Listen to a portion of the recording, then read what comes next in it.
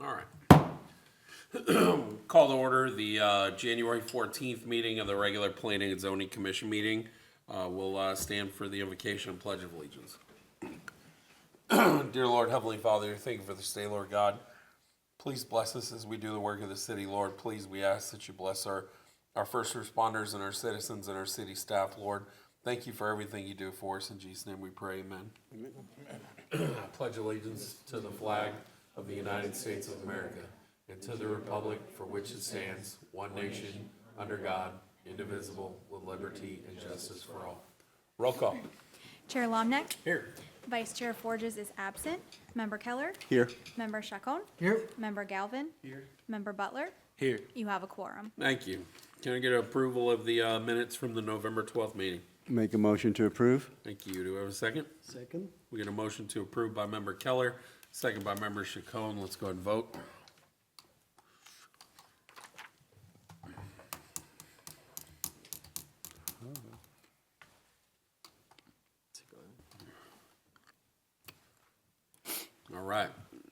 All right, no old business. New business is 304 Calliope Street. This is the Renwick variance. Project number VR 2403, Planner 1, Bernice Belazar. Good evening, Mr. Chairman, everybody, Good evening. audience. My mic is not on, I'm sorry. So I just wanted to take an opportunity on behalf of the Development Services Department to introduce Bernice Belazar. She's our new Planner 1. We stole her from Orange County, from their zoning division. She's been a planner now for us for about 9 months, and she is currently working on her master's degree at UF in planning, so hopefully we'll keep her for a long time. Thank you. Very good. Thank you for the introduction, Anaj. Okay, good evening, everyone. Can you hear me okay? Yes. Okay, awesome. So tonight I'll be presenting for the Renwick variance for their property located at 304 Calliope Street and their request to increase the maximum allowed impervious surface area. Okay, so for issues, it is should the Planning and Zoning Commission recommend approval for a 61.2% variance to Table 5-2 to exceed the maximum ISA by 31% for a total of 81 for the purposes of installing pavers in the rear and side yards. Okay, so a little bit of background on the property. It's located on the north side of Calliope Street and approximately 212 feet west of Miravelosa Loop. In total, the lot is approximately 9,380 square feet and is zoned R1AA. In that zoning district, the maximum allowed ISA is 50%, and for this lot, that is about 4,690 square feet. Okay, so here we have an aerial of the property with a zoomed in image of it at the bottom right-hand corner in the square in green. Here we have the surrounding future land use. As you can see, there's low-density residential as well as recreational and institutional future land use to the north. For the surrounding zoning map, we have R1AA, as well as to the north there is a low-density plan unit development. Okay, so for variances per section 4-9A of the LDC, they must demonstrate meeting 4 criteria as follows. The first one is that special conditions and circumstances exist which are peculiar to the land that are otherwise not applicable to other lands. The second is that the literal interpretation of the regulations would deprive the applicant of rights that are commonly enjoyed by others. The third is that special conditions and circumstances are not the actions of the applicant. And the fourth is that the granting of the variance request will not confer any special privileges to the applicant. Okay, so here we have the original survey of the property. The house was constructed in 2005 with all the improvements, the sidewalk, the driveway, and the house. The ISA of the lot was 43%. Here is the existing 2020 survey. As you can see, additional improvements were installed on the property. The pavers are shown in red. There are pavers along the both side yards as well as the rear. The walkway pavers are extending a little bit into the drainage and utility easements on the side yards. And at this point, the lot is at 64% ISA. And here is their proposed survey for their 2024 permit. As you can see, they extended the amount of pavers in the rear and the sidewalks as well. And with this proposal, their ISA will be 81%. And lastly, here's a photo that was provided by the applicant. It might be a little difficult to see, but it's a rat, and part of the reasoning is further justification of installing so much pavers is to mitigate a rodent issue they had been experiencing on their property. So for staff findings, based on the 4 criterias, we determined that there are no peculiar conditions to the land, as the lot is similar to others in the subdivision. In general, the lot is quite rectangular in shape with drainage and utility easements on the side and front property line. In terms of the literal interpretation of code, staff determined that the interpretation of these regulations does not deprive the property owner of rights commonly enjoyed by other properties. As you can see from the original survey, the ISA was at 43%, leaving the the property owner about 7% ISA, which is roughly 656 square feet, which would have been adequate amount to further construct a patio or any other improvements on the property. For criteria 3, actions of the applicant, the property was code enforced last year for the improvements done in 2020, hence them submitting their new permit for the unpermitted improvements. And lastly, for criteria 4, conference of special privileges, the approval of the variance would confer special privileges to the applicant that are denied by others due to these regulations. And lastly, staff would like to mention that we did meet with the applicants to clarify that the pavers within the drainage and utility easements will need a separate application for the easement vacation in order to potentially stay within the easement. The applicants did agree to reduce the width of the pavers from the 3 feet to 2.48 feet in order to remain out of the easement areas. So this reduced the ISA by 97.24 square feet, or approximately 1%, which will reduce the request from 81% to 80% for the variance. And lastly, for staff recommendation, staff recommends that the Planning and Zoning Commission make a recommendation of denial for the request of the 61.2% variance to Table 5-2, and to not allow the maximum ISA to be exceeded based on the variance criteria not being met. And lastly, you want to mention that without the variance approval, the after-effect permit will have to be revised to reduce the proposed square footage by 1,299.28 square feet less, so the maximum ISA would not be exceeded. And that concludes my presentation, and the applicants are here if you have any questions. All right, thank you very much. You did a great job, by the way. Oh, thank you so much. Bad. All right, anybody have anything for staff? All right. The applicant, would you like to come up? Come on up.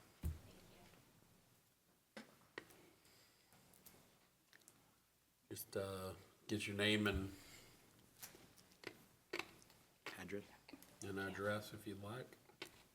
Well, good evening, everyone. My name is Joanna Rangwick, and we are the homeowners at property 304 Calliope Street in Ocoee, Florida.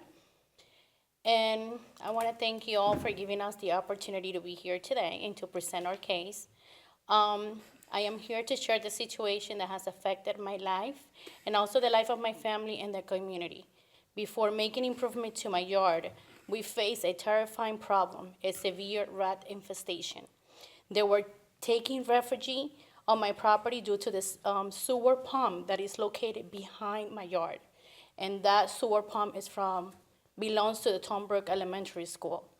The rats will dig holes into my backyard, hiding and thriving in the grass, creating constant danger to my family.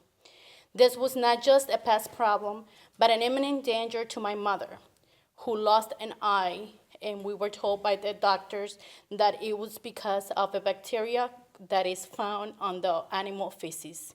She's the only one that helped me out in the house, and she will help me to cover the holes on our yard. But at the time, desperate to resolve this grave situation, I have to take a loan to remove the grass and replace it with pavers. This was not a decision that I wanted to make, but I have no other options to protect the family and eliminate the health risks by the rats and all of us. Since we installed the pavers 4 years ago, the rats no longer have anywhere to hide, and their presence has been almost completely eliminated. My family, especially my mother, can now walk on the outside of the house, and my daughter and my dogs are able to enjoy. My dog was bitten by one of these rats about less than a year ago. In addition to solving the rat problem, I want to emphasize that my yard has no drainage issues. The land is properly sloped, allowing the water to flow toward the back of my property, away from my neighbor's house. We have faced storms and different hurricanes, and without any water accumulation or issues for the nearby homes, despite having the pavers. These pavers were not only essential for the family, but to improve our community and the infestations that we have. I have enclosed some of the letters from our nearby homeowners that have also been affected by this problem. Thank you, and I do wanted to say that we apologize. We understand that there are certain rules and regulations that we needed to follow, and we didn't do it at the time. But at the same time, as a mother, I was desperate to get this problem resolved. I know it have escalated now to where we are right now, but I do wanted to take my sincere apology to all of you, and I want you to please listen and consider this important decision. Thank you. Thank you. All right, does anybody have any questions for the applicant? All right, we'll open it up to the public. Did you want to say something, sir? See? I would like to speak, my English is the worst. I speak like. No problem. She can translate for you. I'll definitely translate. No, I'm fine. You have to come up to the,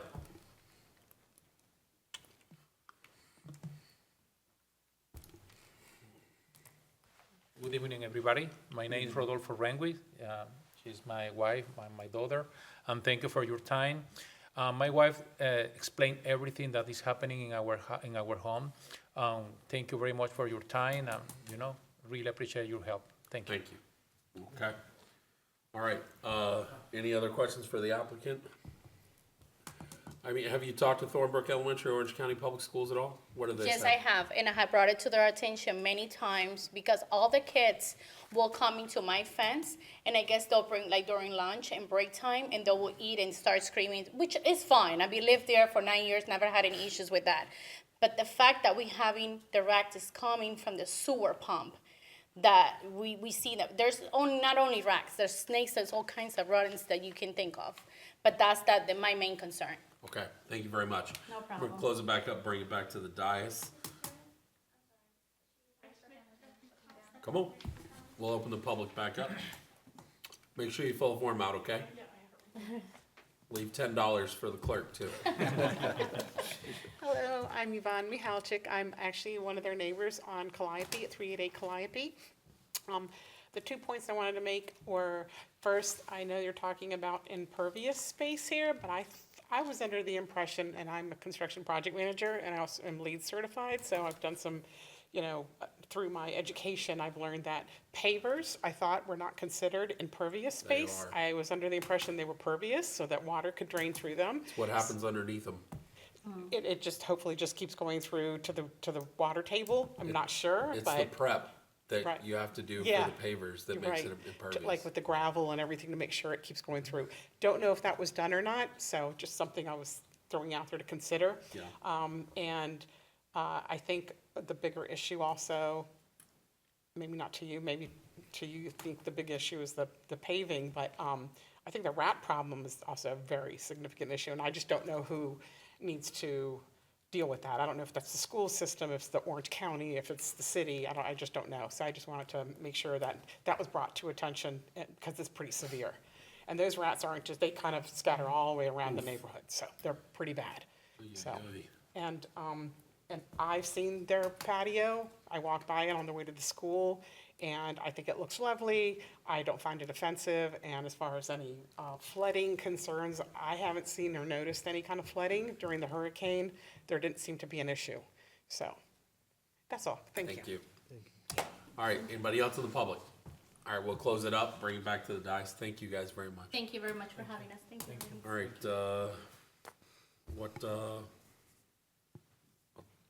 pleasure of the board.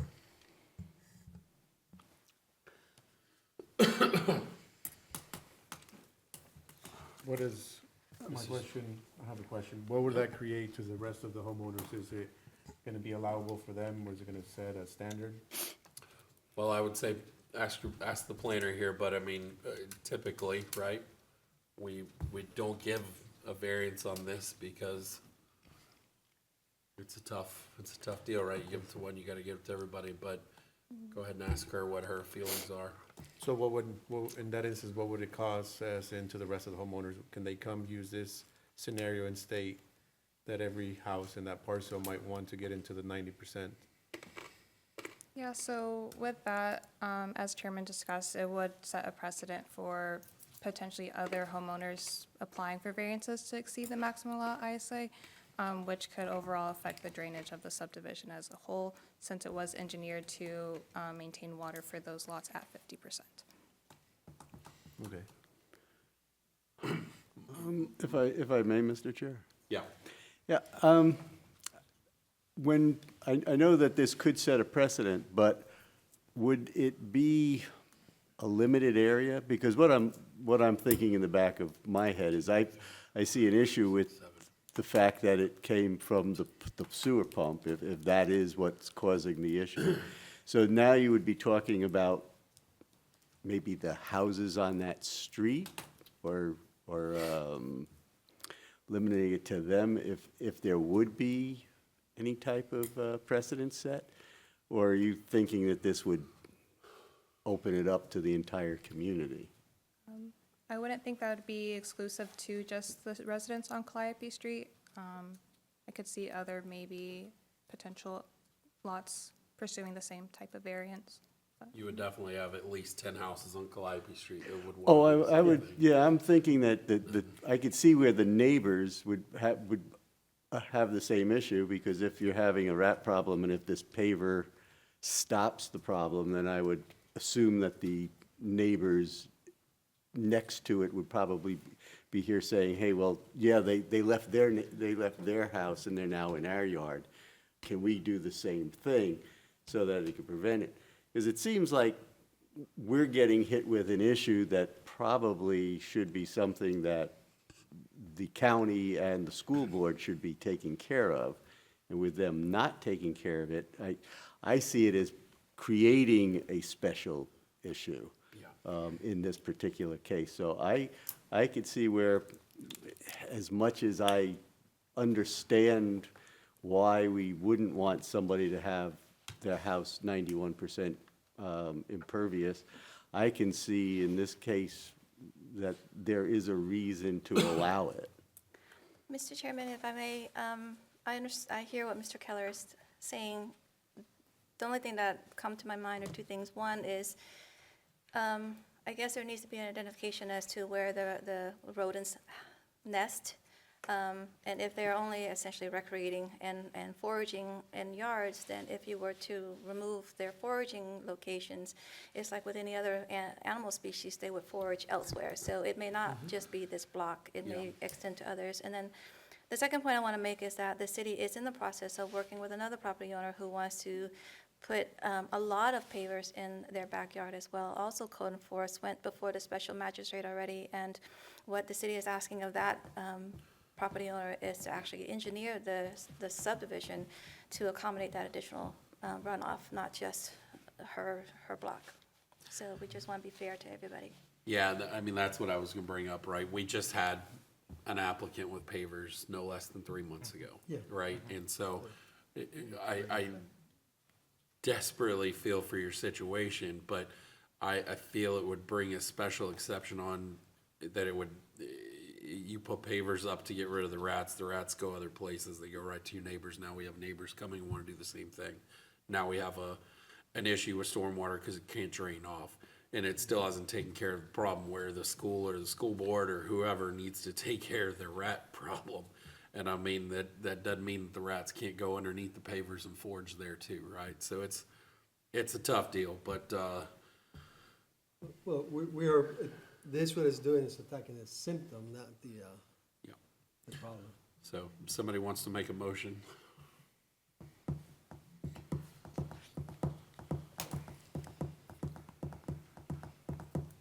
Hold this.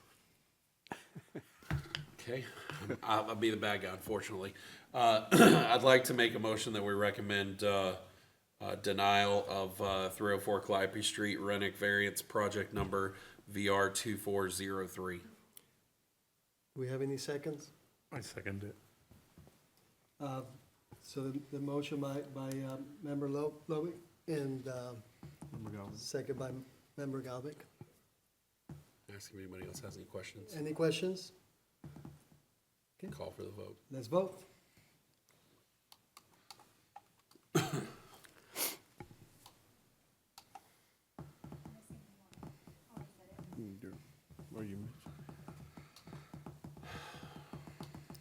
Did you reset it?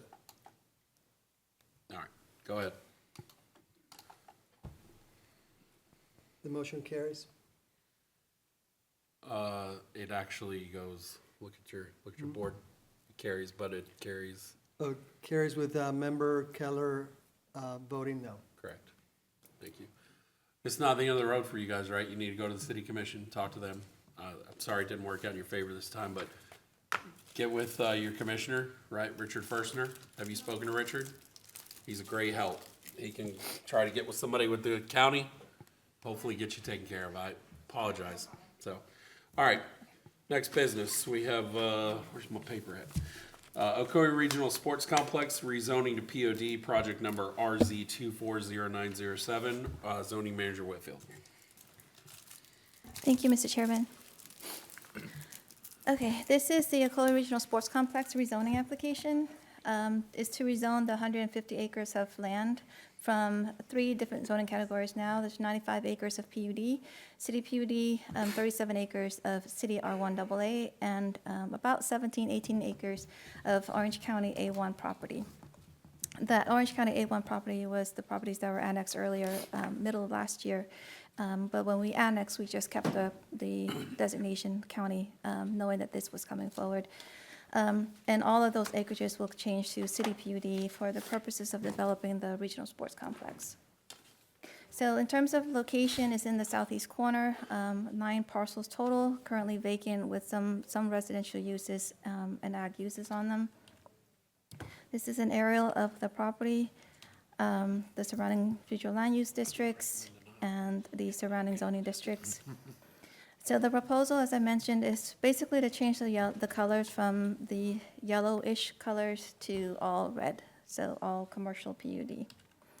The development program that they have carried forward into this rezoning is consistent with the text amendment that the Planning and Zoning Commission heard at the comp plan amendment stage. As far as the text limitations, it's still the 2.4 million square feet of square footage total. Of that, 1.3 million is actually gross leasable area, inclusive of the 1,250 keys in the hotel rooms, the 17 ball fields, and surface and podium parking. They're still doing the stormwater facility, Riverwalk, and the maximum trips is still set at 17,960.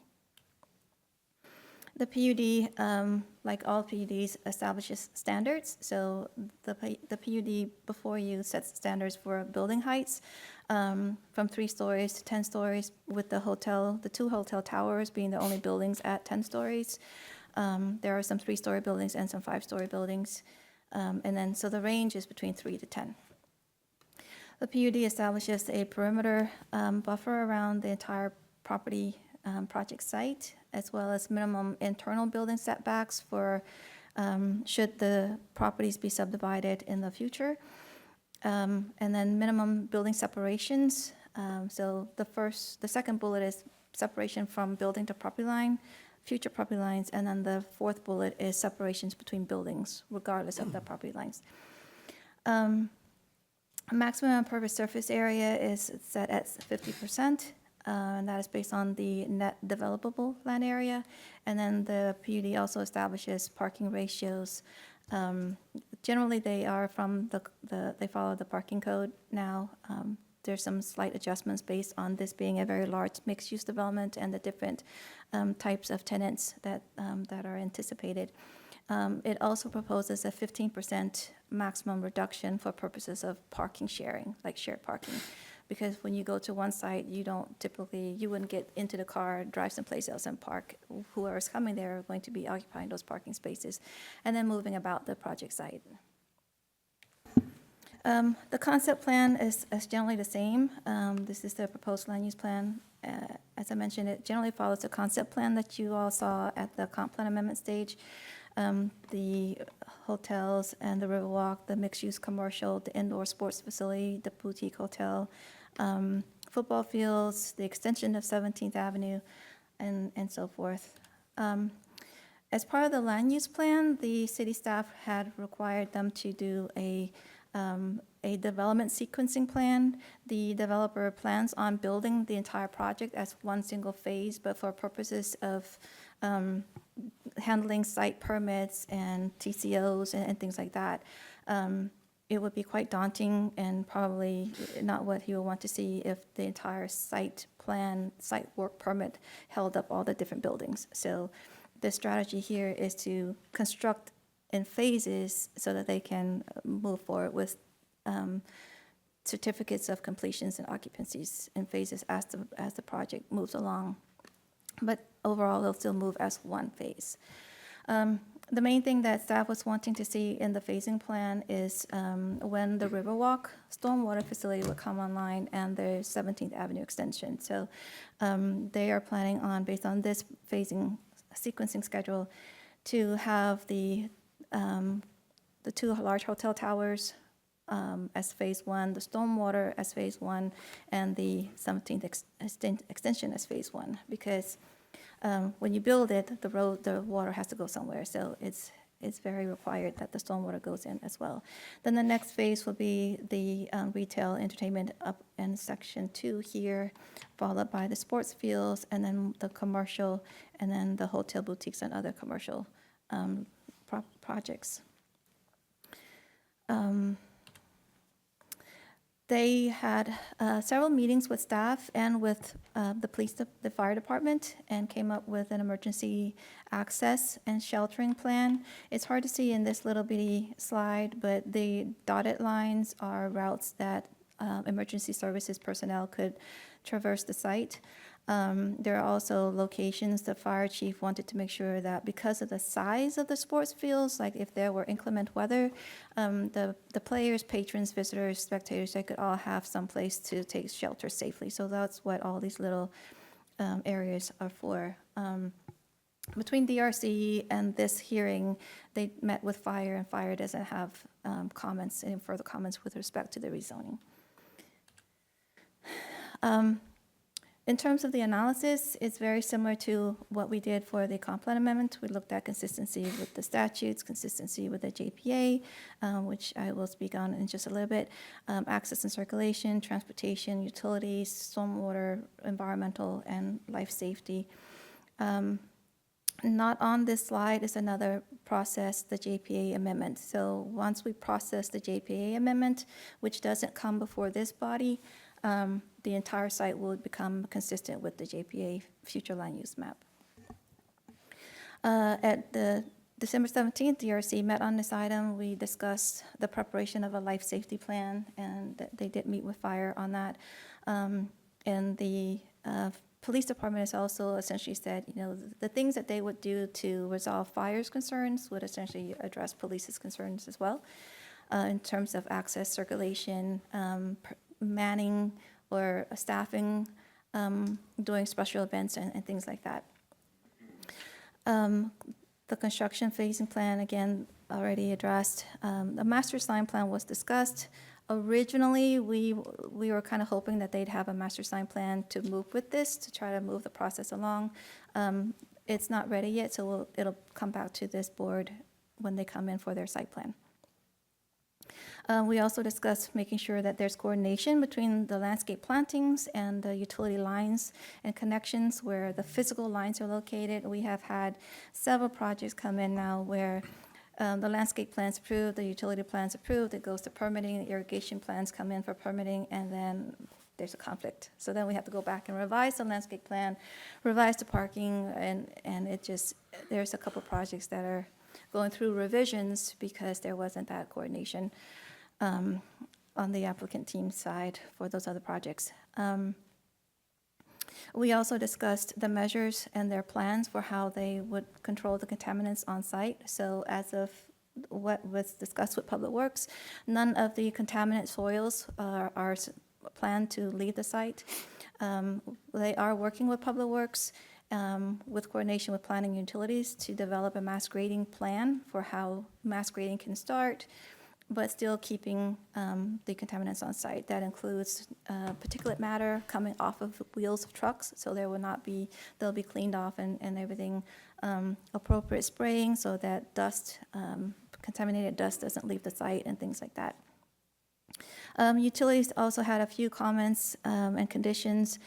Generally, they approved the rezoning with conditions, and some of the conditions are already in their conditions of approval page, such as who the provider will be, making sure that there are no encroachments of construction over utility easements on utility lines. One of the requirements was that there will be no impacts from this site to a force main that is on this property for the Progress 429 property or project.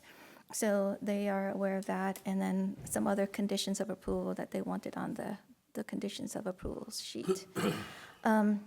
After all the discussion, DRC made a recommendation of approval subject to all these conditions being resolved, and as I mentioned, some of them have been resolved. For example, the life safety emergency plan and the phasing, the development sequencing plan. So with that, staff is recommending that the Planning and Zoning Commission make a recommendation of approval to rezone the entire property from City PUD, City R1AA, and County A1 to City PUD for the entire 150-acre site. Then in terms of next steps, we are hoping to take this as a first reading to the City Commission on February 4th. That is also when we are planning to advertise the JPA amendment to go to the City Commission so that it can then move on its way to the county for their approvals as well. So with that, the applicant team is here. If you have any questions of me or of them, I believe Mr. Bastian wants to give a presentation as well. All right, any questions for staff? All right, we'll open it up to the applicant.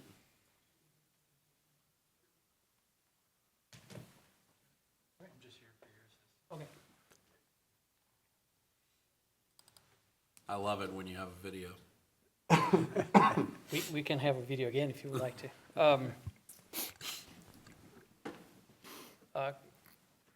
Mr. Chairman, members of this board, good evening. For the record, Marcus Bastian with ACOM, 20 North Orange Avenue, Suite 1100, 32801. And I have just a few slides. I don't think that there's anything here that you haven't already seen in some form. But for the benefit of the public and for the record, I just would like to reintroduce some of the aspects of the project that we shared during the comp plan amendment. Before I begin, I just would like to acknowledge, as always, staff, DRC staff. You heard a lot about DRC conditions and discussions, and I want to make sure that there's absolutely no disagreement between what DRC has raised at any point and how we see the project. It's all a matter of timing.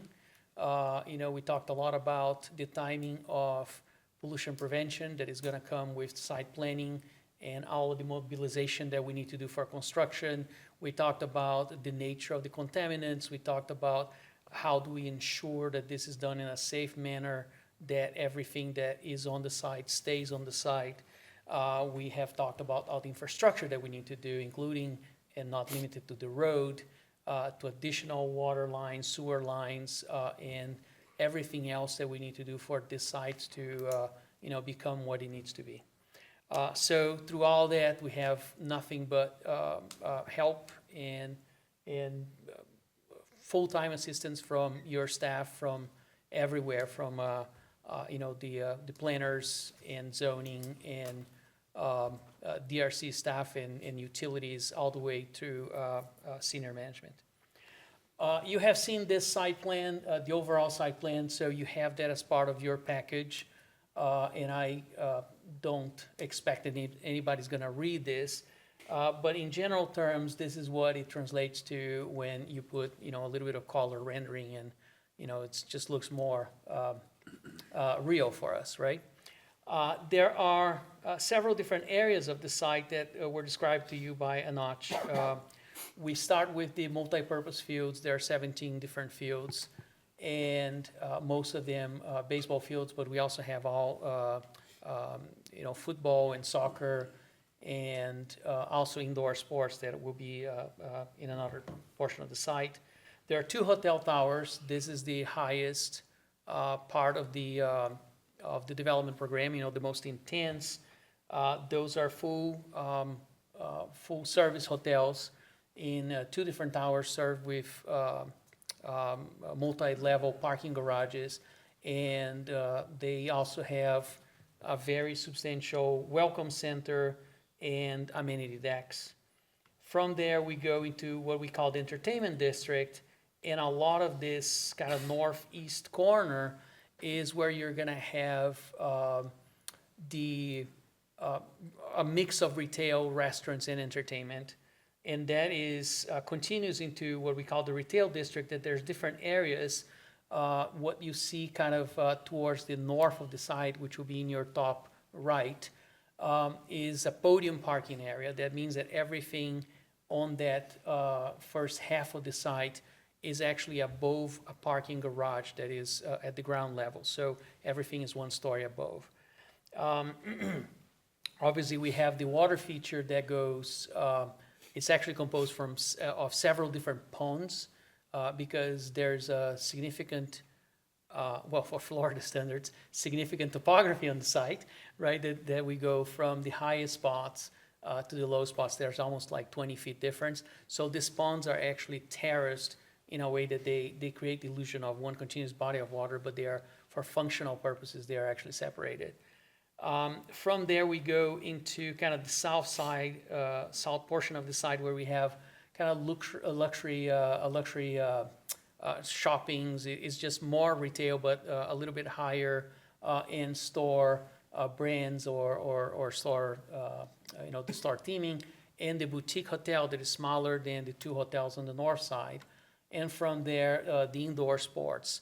And underneath that roof that you see there, just in gray and white, there's a series of basketball, volleyball, and other sports, and also rehab services, physical therapy, all sorts of sports-related services.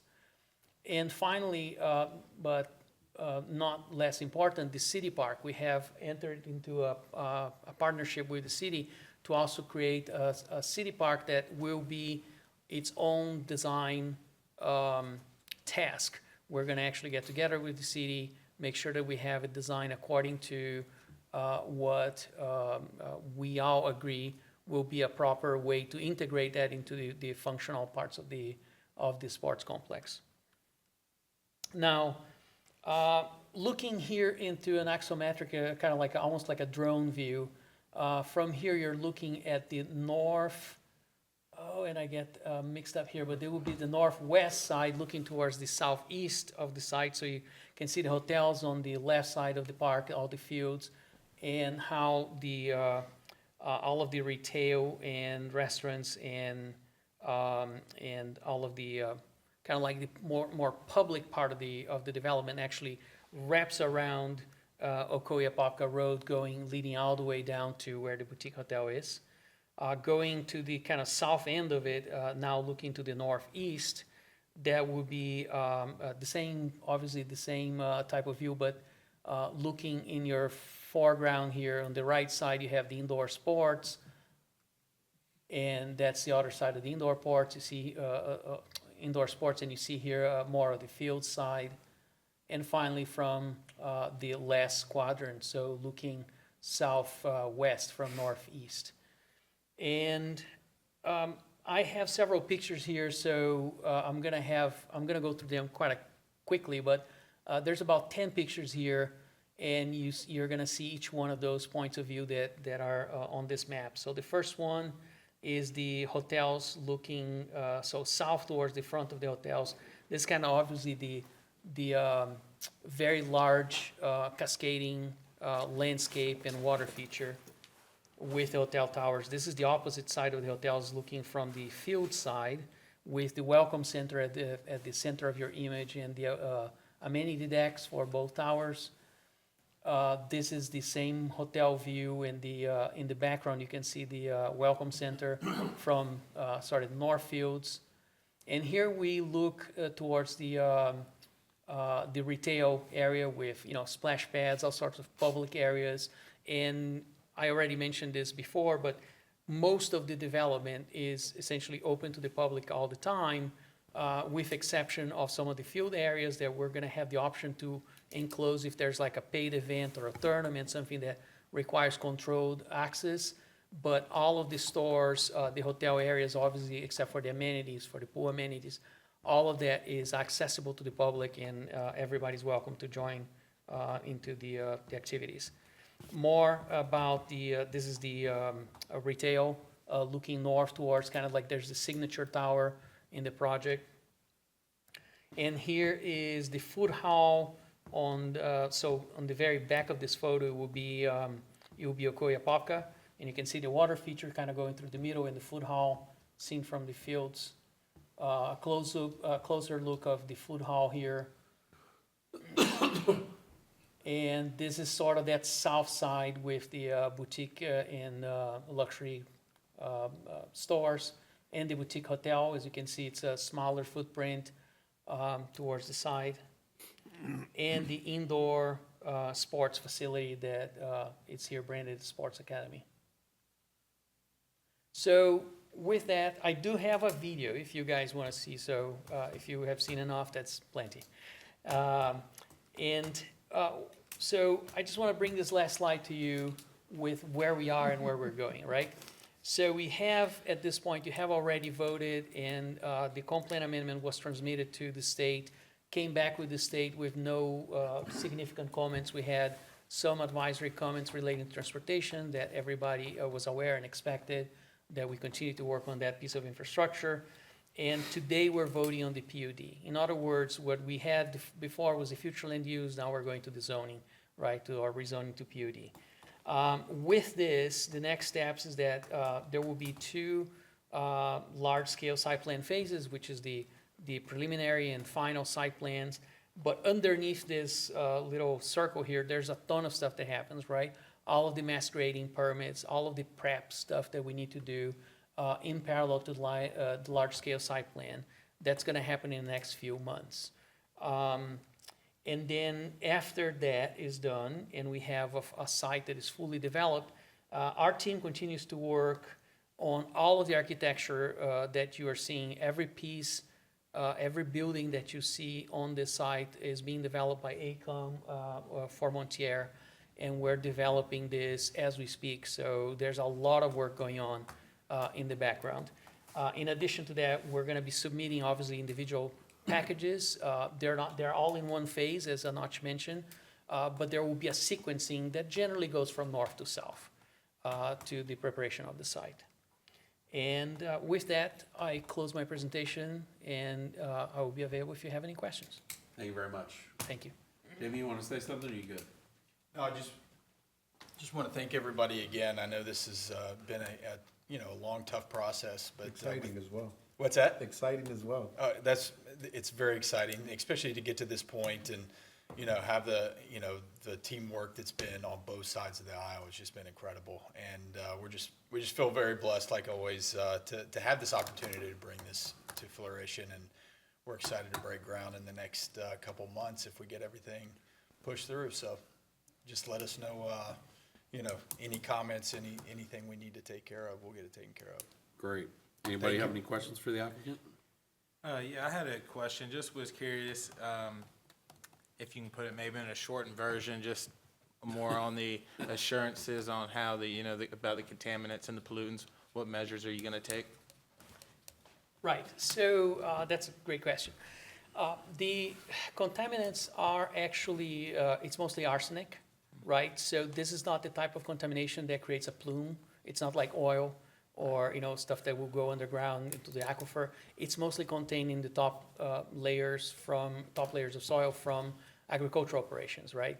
So even though this is a Chevron property that we will tend to associate with, the operations actually was purchased by Chevron because they were going to do the remediation and flip the land. This is back in the, like late 90s, early 2000s. So to make short, it's essentially arsenic. And the way that you take care of it is that you have to scrape all of the contaminated topsoil, and then we move it into areas that will be capped as in we'll put a cap on top of it. That there will be all of the parking decks and everything. So it's going to be under concrete. So that is going to be done as the very first step because we're going to have the mass grading.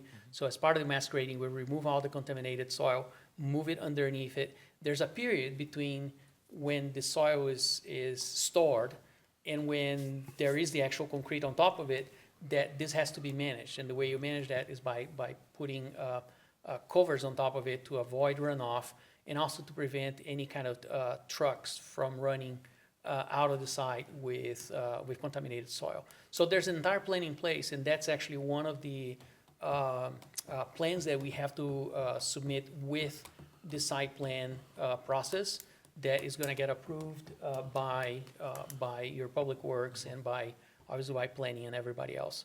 So we have that in process. Perfect, thank you. All right, we'll open it up to the public. Close the public, bring it back up to the dais. I'll take a motion.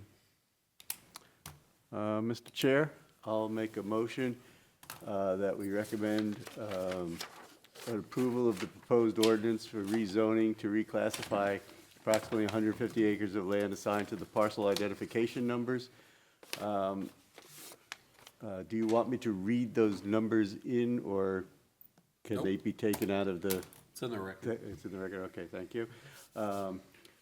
So from the city PUD, city R1AA, and the county A1 to a city PUD for the Ocoee Regional Sports Complex, subject to the satisfaction of the outstanding comments and conditions of approval recommended by the DRC.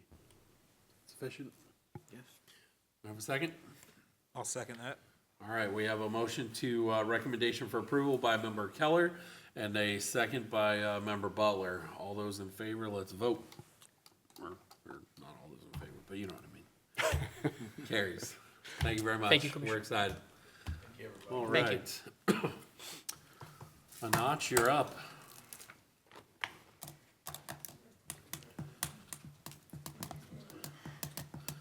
What do you got going on in the city, Anach? What's good? Quite honestly, I didn't look at the project status report. We did. I did not.